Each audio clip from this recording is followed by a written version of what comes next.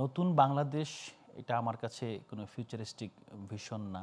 ইতিমধ্যেই আমরা নতুন বাংলাদেশে আছি। মানে আমি ৫ আগস্টের পরে বাংলাদেশকে আমি মনে করি নতুন বাংলাদেশ। কারণ ৫ আগস্টের পূর্বে ৫ আগস্টের পরেই নতুন বাংলাদেশে চলে এসেছি আমরা। ৫ আগস্টটা একটা ট্রানজিশন। ৫ আগস্টের মাধ্যমে ট্রানজিশন হয়ে গেছে। হ্যাঁ, আমি এটাই বলছি যে প্রথমত ৫ আগস্টের পূর্বে এটা ছিল আপনার একটা চেপে বসা রাষ্ট্র।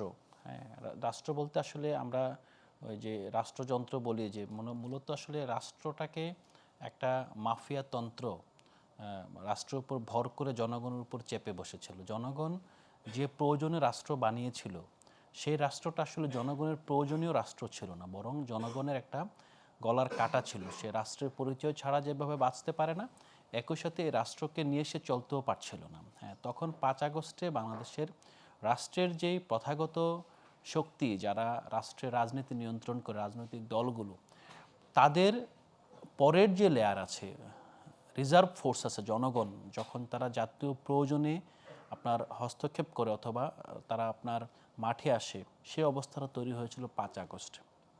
৫ আগস্টের পরের বাংলাদেশটা পুরোপুরি একটা নতুন বাংলাদেশ। এখন আমাদের নতুন, কারণ ৫ আগস্টের পরে আমরা মব নামক একটি শব্দের সাথে প্রচন্ড না, আমরা সেদিকে না যাই। আমাদের প্রথম কথা হলো যে এটিও তো নতুন।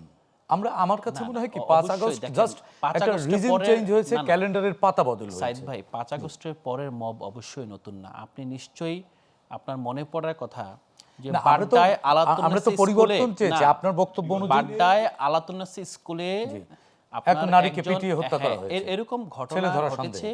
এবং এই তৌহিদি জনতার যে উদ্ভব, আমরা অনেকেই এমনভাবে ন্যারেটিভ দিচ্ছে যে ৫ আগস্টের আগে তৌহিদি জনতা ছিল না। আপনি যদি একটু মানে পত্রিকার কাটিংয়ে দেখেন, না ৫ আগস্টের আগে আমরা তৌহিদি জনতা দেখিনি, আমরা দেখেছি মুক্তিযুদ্ধের প্রজন্ম লীগ।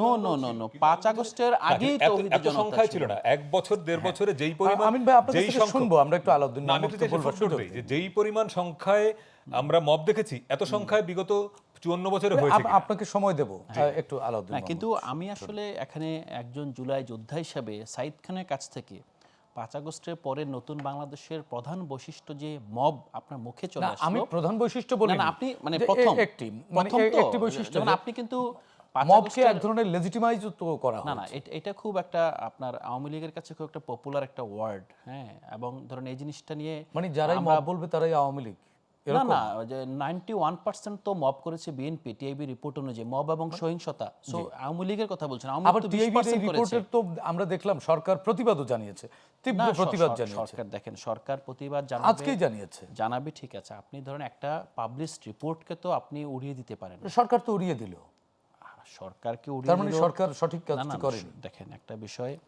তর্কের খাতিরে আমরা তর্ক করতে চাচ্ছি না। আমরা চাচ্ছি যে ৮০ ঘন্টার পরের যে কাঙ্ক্ষিত নির্বাচন, আমার যে এখানে প্রপঞ্চটা বলার উদ্দেশ্যটা হলো, আমরা ৫ আগস্টের মাধ্যমে নতুন বাংলাদেশে প্রবেশ করেছি। সামনের নির্বাচন এবং সামনের দিনগুলো হলো এই বাংলাদেশকে আমরা সাস্টেন করতে পারবো কিনা। আপনি যদি বলেন বাংলাদেশের রাজনৈতিক দলগুলো ১১ মাস ধরে রাষ্ট্রের শাসন ব্যবস্থা পরিবর্তন, রাষ্ট্রের ক্ষমতা কাঠামো রূপান্তরের জন্য আলাপ আলোচনা করে তারা একটা সনদ বানিয়েছে। সেই সনদে কে কতটুকু কমিটেড, পরবর্তীতে কি করবে সেটা পরবর্তী আলোচনার জন্য রেখে দেই। এই ঘটনাটা তো আমাদের জন্য ঐতিহাসিক।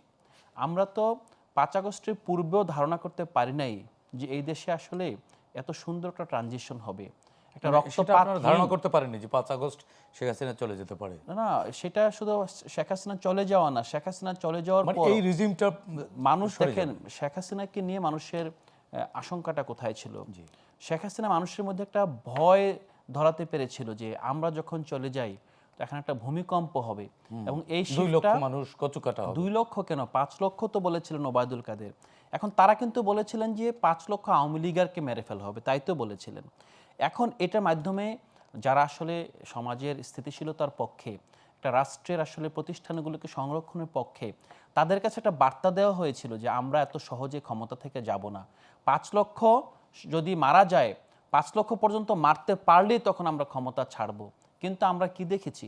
আমরা দেখেছি ৫ লক্ষ না, আসলে তারা বরং উল্টো আপনার জাতিসংঘের হিসেবে ১৪০০ মানুষকে এখানে খুন করার পর, ৩০,০০০ মানুষকে এখানে পঙ্গু করার পর, আহত করার পর কিন্তু তাদের কিন্তু ৫ লক্ষ না, তাদের আপনার ৫,০০০ও না, তাদের 500ও না, সংখ্যাটি কম হয়েছে, খুবই অল্প সংখ্যক। খুবই অল্প সংখ্যক, মানে হাজারখানেক মব হয়েছে। তাহলে আপনি এই ক্রেডিটটা কাকে দিবেন? আপনি হাজারখানেক মবের কথা বলছেন। আসলে আওয়ামী লীগ যে ধরনের বিষ বাষ্প ছড়াচ্ছিল যে 5 লাখ লোক মারা যাবে, সেখানে 1000 মব, এটি এক ধরনের লেজিটিমেসি পাওয়া যায়। এই জায়গাটায় আমি যেই জায়গাটাকে এখানে কানেক্ট করতে চাচ্ছি, 5 আগস্টের পর বাংলাদেশের জনগণ এখান থেকে ফ্যাসিস্টরা পালিয়ে যাওয়ার পর সেই রাষ্ট্রটাকে ওন করে ফেলেছে। যে আপনি যদি দেয়াল চিত্রগুলো দেখেন, যে আপনার গ্রাফিতিগুলো দেখেন, যেগুলো 5 আগস্টের পরে তরুণরা কে রং সাপ্লাই দিয়েছিল, কি স্লোগান দিয়েছিল, সেটা আর একটা তর্ক। কিন্তু যেইগুলো লিখেছিল বাচ্চা বাচ্চা ছেলে মেয়েরা, তারা যেই স্বপ্নটা দেখেছিল, তারা ওন করে ফেলেছিল যে এইটা যারা আমাদেরকে মেরেছে তারা তো মেরে এখানে থাকতে পারে না, পালিয়ে গিয়েছে। সো এখন এই রাষ্ট্রটা আমাদের রাষ্ট্র, আমাদেরকে জনগণের রাষ্ট্র, সংস্কার করতে হবে, আমাদেরকে এটাকে পুনর্নির্মাণ করতে হবে। আমি সেই বাস্তবতাটাকেই বলছি নতুন বাংলাদেশ। এখন আমাদের কাছে চ্যালেঞ্জ কি? এখন এই চ্যালেঞ্জের জায়গাটা হলো নতুন বাংলাদেশকে আমরা সাস্টেইন করতে পারবো কিনা। সো নতুন বাংলাদেশ আমার কাছে, মানে আমাদের এখন এগিয়ে চলতে তরুণদের হবে। কাছে, আপনার মতো জুলাই যোদ্ধার কাছে বাস্তবতা, যারা কথা বলার পর তাদের ভয় নেই যে আপনার এই কথা বলার জন্য আপনাকে জেলে যেতে হবে, আপনাকে গুম হতে হবে, নির্যাতনের শিকার হতে হবে। সেই জিনিসটাকে যদি অ্যাড্রেস করে আমরা আগামীর দিকে তাকাই, তাহলে আমরা যা পেয়েছি তা হারানোর ভয়টা আমাদের থাকবে না।